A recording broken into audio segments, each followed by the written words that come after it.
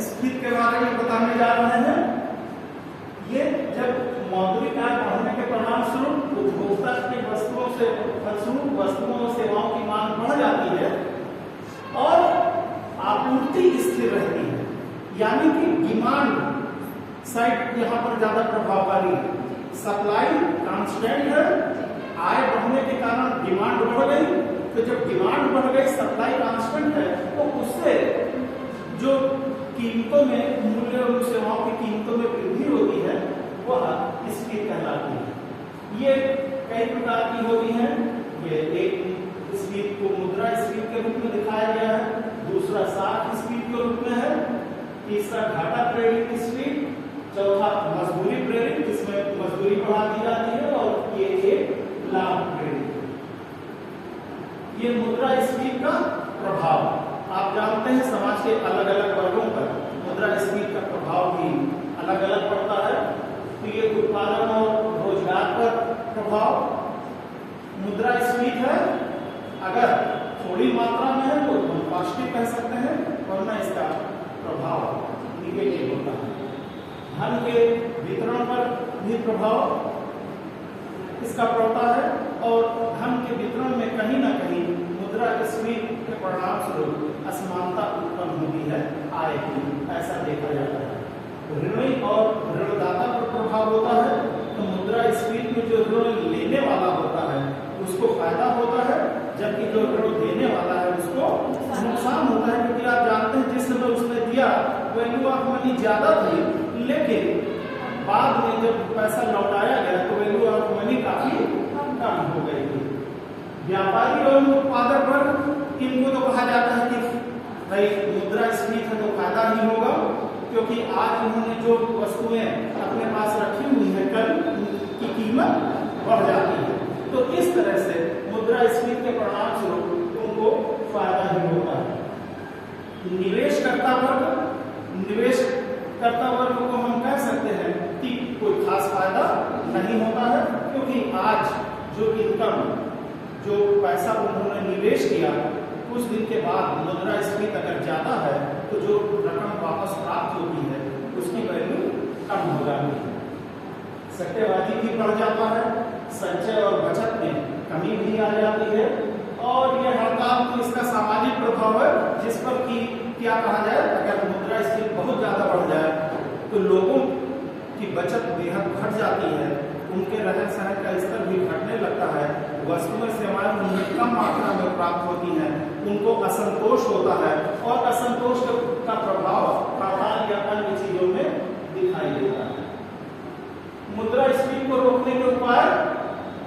मौद्रिक उपाय और राजकोषीय उपाय है। मौद्रिक उपाय में केंद्रीय बैंक रेपो रेट को बढ़ा देता है। रेपो रेट बढ़ाने के कारण बैंकों द्वारा ब्याज की दर को बढ़ा दिया जाता है और ब्याज की दर बढ़ने के कारण लोगों द्वारा ऋण प्राप्त करना महंगा हो जाता है, यानी कि जिसको कहते हैं कि पूंजी की लागत बढ़ जाती है और पूंजी की लागत बढ़ने के कारण लाभ की संभावना कम होती है। ऐसी स्थिति में नया निवेश कम होता है, कम होने के कारण मांग घटती है और इस तरह से मुद्रा स्फीति पर नियंत्रण पाने का प्रयास किया जाता है। अधिकांश केंद्रीय बैंकों द्वारा मौद्रिक उपाय को ही अपनाया जाता है। राजकोषीय उपाय में आप कह सकते हैं,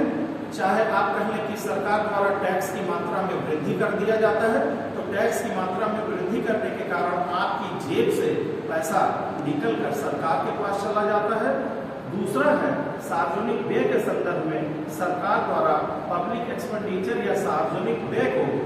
कम कर दिया जाता है या घटा दिया जाता है, जिसके परिणाम स्वरूप नया रोजगार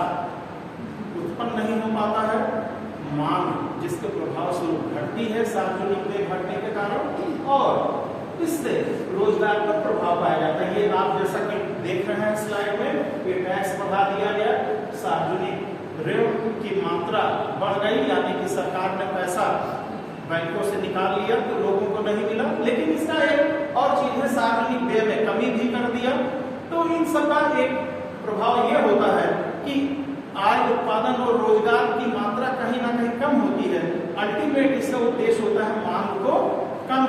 करना, मांग को नीचे लाना। चाहे आप इसको देख लें, मुद्रा की मात्रा का नियंत्रण, चाहे ये साख नियंत्रण देखें, अथवा राजकोषीय उपाय में वृद्धि, सार्वजनिक ऋण में वृद्धि या सार्वजनिक व्यय में कमी को आप देखें, तो आप पाएंगे कि इन सब का उद्देश्य यही है कि अर्थव्यवस्था में मांग को घटाया जा सके, डिमांड को घटाया जा सके। यह आपको मालूम है मुद्रास्फीति उसी दशा में होती है जब मांग तो बढ़ जाती है लेकिन उत्पादन स्थिर रहता है। तो ऐसी स्थिति में वस्तुओं सेवाओं की कीमतें बढ़ने लगती हैं। तो ये सामान्य रूप से सबसे बेहतर तरीका यही है कि उत्पादन की मात्रा में वृद्धि कर दिया जाए, वस्तुओं के मूल्य पर नियंत्रण करने के लिए उपाय किए जाएं सरकार द्वारा, आयात की मात्रा को बढ़ा दिया जाए, जिन चीजों की कीमत देश में बहुत ज्यादा हो रही है ऐसी चीजें विदेशों से मंगा ली जाए, और एक बार मजदूरी नीति को भी देख लिया जाए कि मजदूरी नीति में क्या कोई परिवर्तन करने से मुद्रास्फीति को में कमी लाई जा सकती है कि नहीं। यानी कि आप मजदूरी को भी घटाने के बारे में सोच सकते हैं जिससे कि उनके द्वारा मांग कम हो सके। ये आप देखें, ये मुद्रास्फीति के बारे में है जो कि अभी अभी आपसे बताया। ये मुद्रा संकुचन यानी कि डिफ्लेशन है, मंदी की दशा है। मंदी की दशा में आपको मालूम है आय, उत्पादन और रोजगार की मात्रा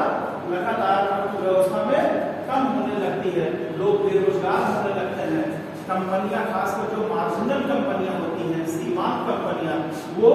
बंद होने लग जाती हैं। और इसी प्रकार मुद्रा संस्फीति और निस्पंद स्फीति का भी अपना रोल